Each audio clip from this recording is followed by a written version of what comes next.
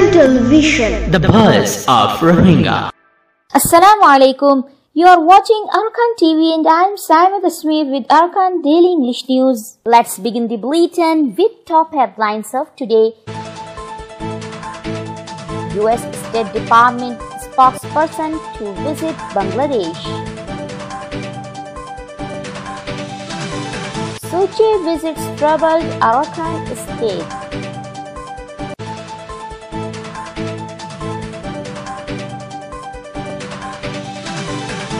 Burma must grant citizenship to Rohingyas, says UN refugee chief.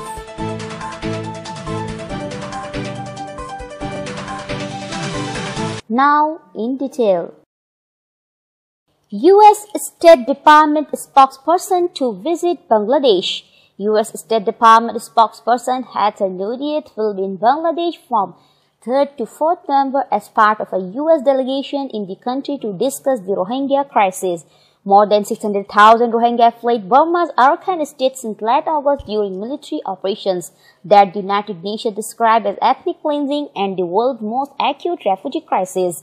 The US delegation will be in the country to discuss the ongoing Rohingya crisis. The delegates will be in the region to discuss ways to address the humanitarian and human rights concerns stemming from the Arakan state crisis and improve the delivery of humanitarian assistance to the displaced Rohingya in Burma, Bangladesh, and elsewhere in the region. They will also visit the Rohingyas in Cox's Bazar. Suchi visits troubled Arakan state. On 2nd November 2017, Burma's de facto leader Aung San Suu Kyi has arrived in Arakan on her first visit to the violence-torn state. Government officials say she is visiting the regional capital Sittwe and other towns during a one-day unannounced trip. She has been criticized around the world for not stopping a military crackdown on Rohingya Muslims amid allegations of ethnic cleansing. About 600,000 Rohingya have fled to Bangladesh since late August. Burma's military says its operations are aimed at rooting out militants and has repeatedly denied targeting civilians. Witnesses, refugees and journalists have contested this. On Thursday, government spokesman told the AFP that Ms. Suu Kyi was now in Sittwe and will go to Mongdo and Butidong too.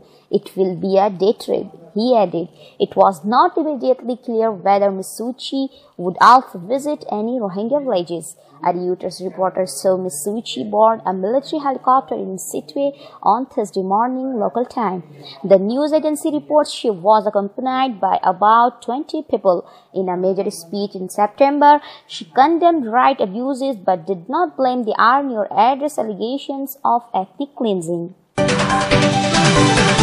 Burma must grant citizenship to the Rohingyas, says UN refugee chief. Rohingya refugees who had been stranded in the no-man's land between Burma and Bangladesh walk into Palongkhali in Bangladesh's Okhia district. For decades, the Rohingya have faced discrimination in Buddhist-majority Burma, where they are denied citizenship and denigrated as illegal Bengali immigrants.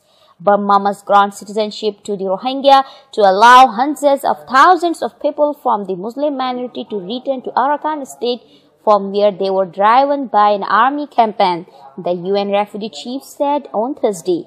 These people cannot remain stateless because this statelessness exposes them to discrimination and abuse, as has been the case in the past, said Filippo Grandi, the UN High Commission for Refugees.